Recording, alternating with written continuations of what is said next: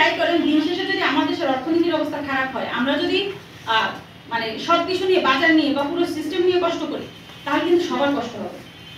এটা বর্তমান সরকারের সময়কারও হইলেও হবে, আগের সরকারের হইলেও হবে, পরের সরকার হইলেও হবে। সবকিছুর উপরে হচ্ছে যে আপনার যদি পেটে খাবার থাকে, মাথা ঠান্ডা থাকে, মাথা ঠান্ডা থাকলে বাকি কাজকর্ম অটোমেটিক্যালি গোছানো হবে। এবং সেটার জন্য আমার সবার প্রথম দরকার যাদের সাথে কথা বলা, তারা হচ্ছেন আমাদের এই সম্মানিত ব্যবসায়ীবৃন্দ, যারা আমাদের অর্থনীতির চাকাটা সচল রাখে।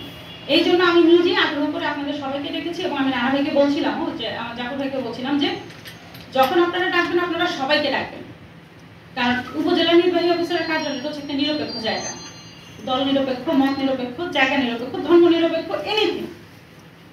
আপনি যদি আমার কাছেও কথা বলার সুযোগ না থাকে, আপনি কার কাছে কথা বলবেন? সেজন্য আমি সবাইকে আসতে বলছি।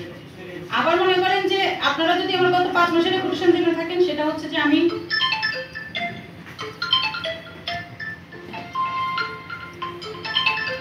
ক্ষমতাও ছিল, তখনও কিন্তু কখনো এক্সট্রা সুযোগ সুবিধা দেয় নাই, যেটা আমার সরকারি কাজের বাইরে গেছে বা সরকারি নীতিমালার বাইরে গেছে। কাজে এই বেলাতেও কিন্তু সেটা হবে না। আমি আগেও যেরকম আমার নীতিতে স্ট্রেট ফরওয়ার্ড থাকতে পছন্দ করতাম, কোনো কিছু যদি এমন হয় যে ঠিক আছে আমাকে বাইপাস করে কেউ কিছু করে, তখন সেটা রেসপন্সিবিলিটি আমি নিব। এটা আমি আগেও বলেছি, আমি এটা এখনো বলছি। এখন যে কথাটা বললাম, কথাটা হয়তো শুনতে একটু বেগ লাগতেছে বা একটু অস্পষ্ট লাগতেছে। আমরা যখন আলোচনা করব তখন বুঝবেন আপনারা যে কথাটা কোন জায়গা থেকে বলছি, আরো স্পষ্ট হয়ে যাবে। তো এইটা ছিল ইন্ট্রোডাক্টরি কথা। এখন আমি হচ্ছে আপনাদেরকে ফ্লোটা ওপেন করে দিচ্ছি এই কারণে যে আপনারা এই মুহূর্তে ইমিডিয়েট কোনো থ্রেট যদি ফিল করেন, সেটা দিয়ে শুরু করবেন। এছাড়া আমার মনে হয় কৃষি ভাই আপনাদের সাথে বসছিল, আমাদের ডিলারদের নিয়ে, তো উনি ওনার ডিলার যারা আছেন তাদেরকে নিয়ে কিছু কথা বলেছেন, কিন্তু অন্যান্য যারা ব্যবসায়ী আছেন সবার সাথে তো কথা হয় নাই। তো আমি এই জন্য উনি আমাকে বলেছিলেন যে ওইখানেও কয়েকটা মেসেজ আমাকে দিয়েছিলেন যে আমি যদি আপনাদেরকে ফরওয়ার্ড করে দিই, সেটা আমি মিটিংয়ের শেষে দিব।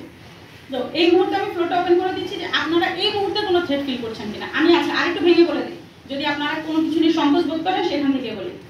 এই মুহূর্তে আপনাদের কার্য খুলতে আর কি, মানে অফিস এগুলো খুলতে আপনাদের কোনো সমস্যা হচ্ছে কিনা, কেউ আপনাদেরকে কোনো রকমের দখলবাজি করতেছে কিনা, এই মুহূর্তে কোনো ভাঙচুর সংক্রান্ত সমস্যা হচ্ছে কিনা, ডেড বডি রিমুভ করা অনেক কিছু আছে।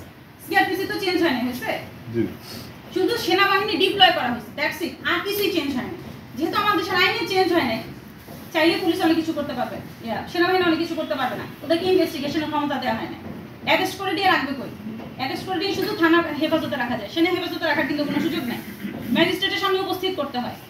বিচারিক কার্যক্রম শুরু হলে পুলিশ থানা হেফাজত থেকে নিয়ে, পুলিশ হেফাজত থেকে নিয়ে বিচারিক কার্যক্রম শুরু করতে হয়। এগুলো কোনো কিছু যতক্ষণ পুলিশ অ্যাক্টিভ না হবে এগুলো করা যাবে না।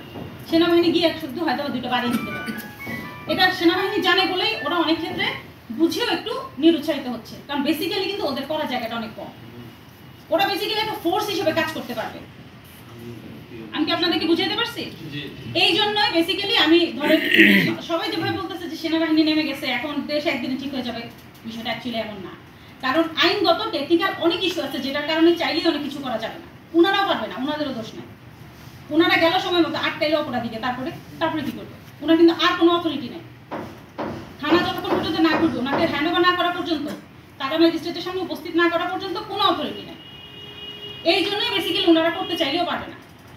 তো আমি এখন আপনাদেরকে বেসিক্যালি যে কারণে ডাকছি যে আপনাদের সমস্যাগুলো যেগুলো মেজর সমস্যা আইন শৃঙ্খলা রিলেটেড এই মুহূর্তে ক্রাইসিস মোমেন্টে, সেগুলো একটু আপনারা বলেন।